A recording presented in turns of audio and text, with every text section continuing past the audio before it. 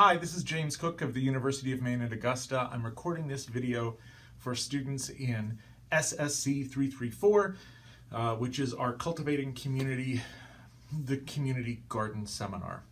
And we're recording this video because we live here in Maine and we had a snow day even though it's March. It was quite a lot of shoveling. I hope that went well for you. I asked you to read a selection this time, if you're in my class, from Social Problems by Joel Best. And the basic organization of Joel Best's work that I'd like to point out is that Best is a constructivist when it comes to social problems. An interesting feature of discussion early on this week regarding social problems is the idea that they're easy to identify. And I'd like to suggest that that is possibly untrue. That it's actually not always easy to figure out what a social problem is and what a social problem isn't. So thinking about what a social problem is and what a social problem isn't depends on your point of view. How do you know? There are two camps really that think about social problems, and the first camp is the objectivists. And the objectivists focus on demonstrable, measurable harm that is inflicted upon individuals or societies. And the idea is that if you take a look at those points of harm and you can quantify that harm that exists, then you can demonstrate that a social problem exists and therefore needs to be remedied. The problem with the objectivist point of view, however, is that it doesn't tend to line up very easily with what we actually in our society tend to identify as social problems. For instance, if I say to you, which is more dangerous, eating a hamburger or a terrorist, to your personal safety, you'd probably say it's a terrorist. But actually the likelihood that any one individual person is going to be the victim of a terrorist attack in the United States is very, very, very, very, very small. Whereas the likelihood that somebody is going to die of some kind of circulatory disease that is associated with the buildup of plaques that are associated with the kind of fats that are in hamburgers, that's pretty darned high. So why is it that we aren't talking about hamburgers as a social problem, but that we are talking about terrorists as a social problem? If harm were the basis on which we do that, then we'd be talking about the burgers and not the terrorists. This is a significant problem for the objectivists, and it's resolved by constructivists who say, well, what is a social problem? A social problem is anything that we decide is a social problem. So that a social problem is not something that's empirically determined through careful research and the accumulation of statistics, but it's a cultural artifact. Now, you've studied culture, and the idea of culture is that it is a set of values and beliefs and artifacts that represent those values and beliefs. And the idea is that a social problem is nothing more than something that we culturally agree is a problem. And so for Best, the idea is then that we go through a series of processes. How is it that we come to agree that a problem is a problem, like hunger, that needs to be addressed? Or how is it that in a smaller community, we agree that we need something like a community garden? How do you get others in your community to agree with you? And so Joel Best identifies a series of processes that occur that sociologists have noticed are associated with the successful definition of some idea as a social problem. So the very beginning of that process is the creation of a successful claim. And you read about that in chapter 2 of Best. And Best describes very nicely and very succinctly three aspects to the creation of a claim. He says you've got to have some grounds, and then you've got to have some warrants, and then you've got to have some conclusions. So now grounds are establishing the idea that a condition exists. Because before you identify it as a problem, you've got to have everyone agree that some condition exists. So what would identify that, help you identify that a situation exists? Well, if it's cultural, knowledge is cultural, then the answer is going to be cultural. And that's really super important to notice. In some societies, in some communities, the local culture may base its beliefs on statistics, and it may base its beliefs on empirical observation. And so in that sense, in some places at some times, an objectivist approach to demonstrating that a social problem is a social problem because of empirical observations, that might actually work out. This might happen in a university environment, especially a research university in which you have a lot of people who make their livelihoods by doing what? Empirical, careful, systematic research of certain phenomena. That's what positivist science is. So if you're in a positivist science university, you might be best swayed by empirical arguments that have statistics that back them up, large data sets, an accumulation of systematic observations. But if you're not in a Research One university environment, then the culture that is surrounding you might not respond very well to those statistics and to the large accumulation of observations. What else might such a community respond to? It might respond to stories, accounts. It might respond to pictures. It might respond to what are called typifying examples. So that if you can come up with a story which involves a character who might be real, who goes through an experience that connects and touches on in some way the beliefs and values and artifacts of that community, it's likely to resonate. It's likely to ring true. And so for best, it doesn't matter if it's actually objectively true in the sense of statistics and observations. It's true in whether it touches the people who are hearing that message, who are seeing that message in places that are culturally receptive.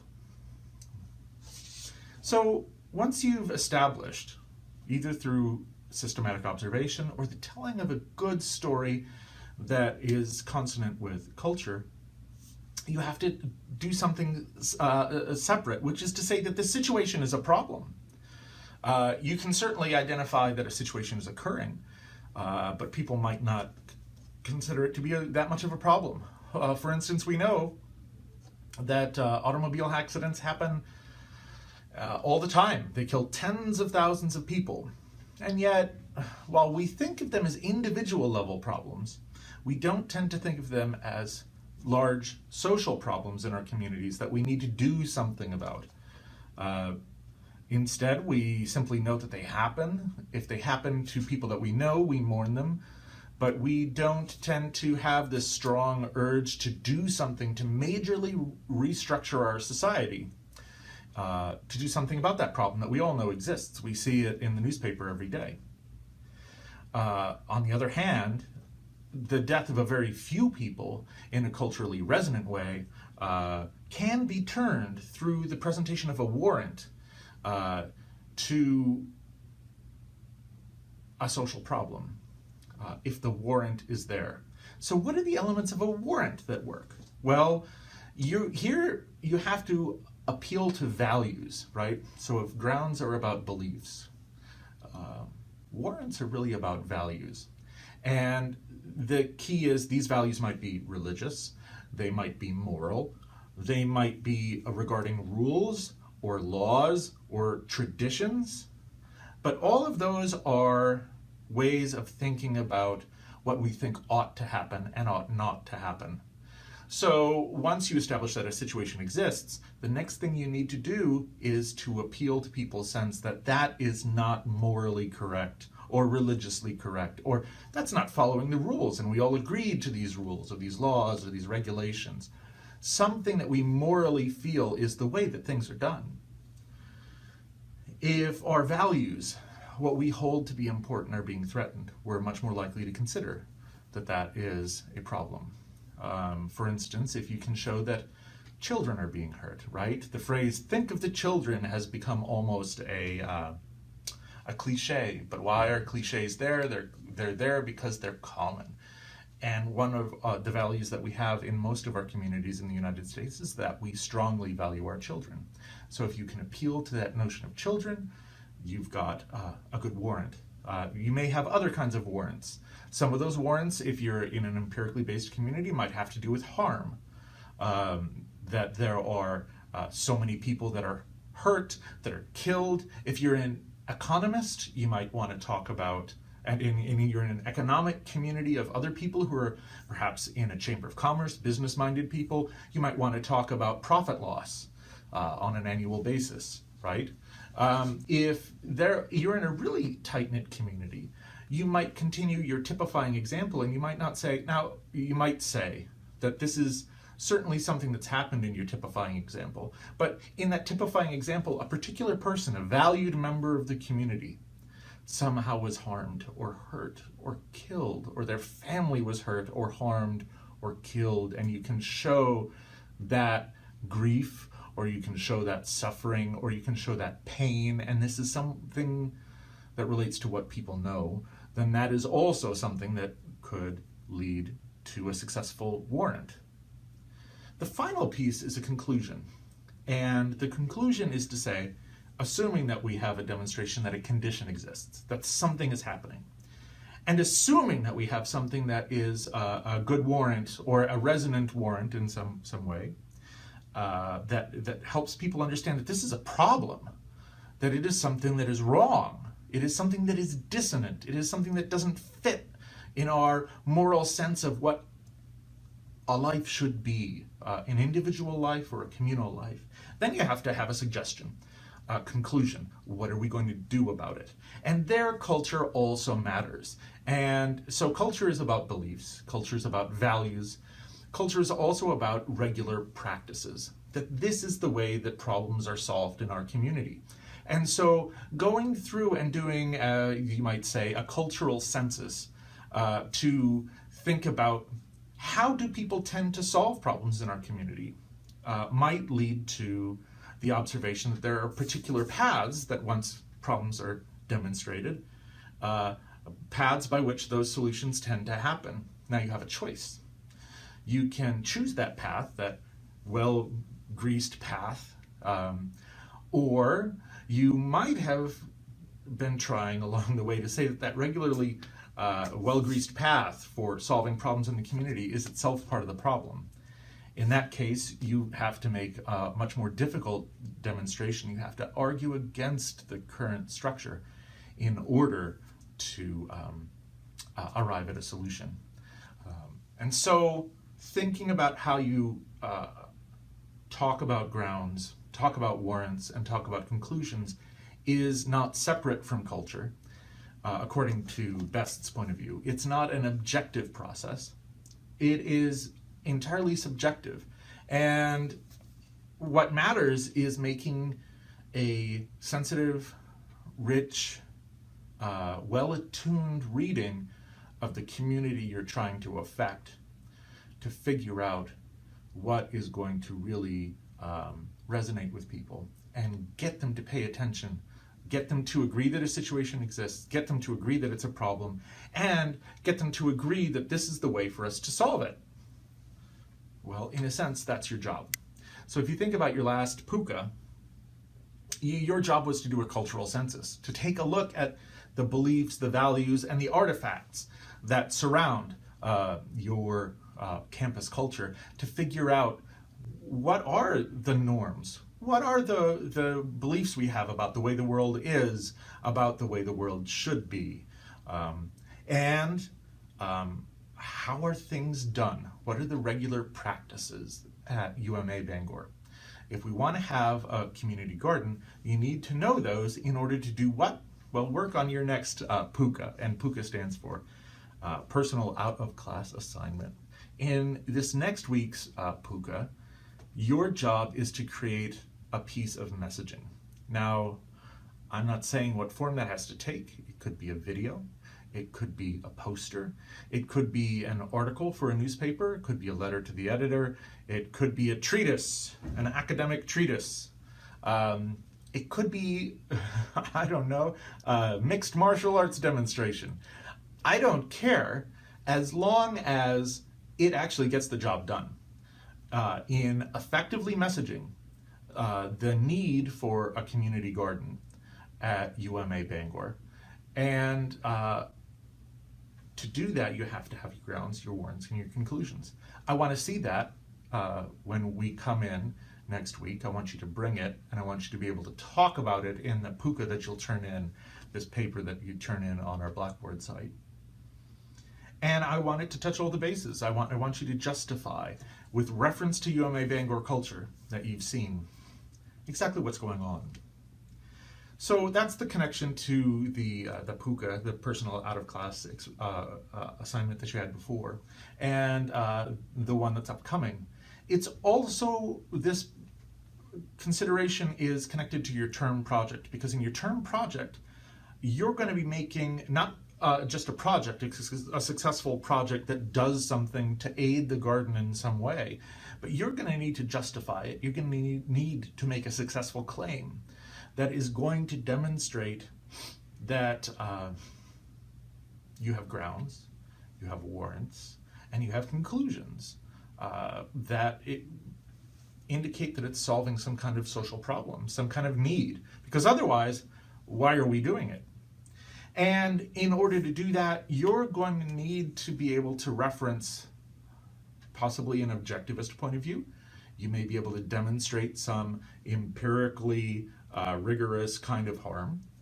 But I also want you to be culturally sensitive. What is it about UMA Bangor in terms of its values and beliefs and artifacts and practices, ways of doing things, its culture, that is going to be touched in a positive way by the garden? It's not a hypothetical issue, because here we have potential, right? I'm sitting here, I've got a bag of sunflower seeds. That is a lot of sunflower seeds, friends. And these are a lot of beans. We have so many beans, and you know, Katie, my incredible team teacher, with whom I'm team teaching, we have a lot of potential here.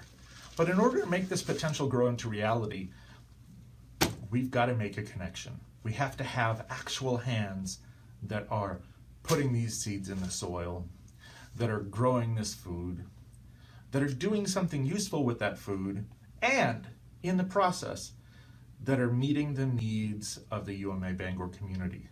What are those needs? Are they social needs? Are they educational needs? Are they psychological needs? What, culturally speaking, do we value? What is it that we value that is not being met? And how can you make your university a more culturally rich, more culturally satisfying place for you to be and for your fellow students to be? That's really forest for the trees. The reason why Katie and I are having you read from Joel Best this week, why we're wanting you to go through the practice of making a successful claim, because the members of the class are not enough. We need to start a movement. We need to trigger something viral at UMA Bangor. And for that to happen, we have to figure out a message that will really take. So I'm looking forward to the discussion that is ongoing on Blackboard this week because of our Snow Day. I'm also looking forward to reading the PUCAs for next week on messaging. We'll be talking about the idea of culture, and we're going to be talking about the term project and the way that you can make sense of it. Just saying that this is an assignment and I'm going to do it is not enough. I want you to find that meaning. And I think if you do, I hope it will be a more valuable process. Thanks and good luck.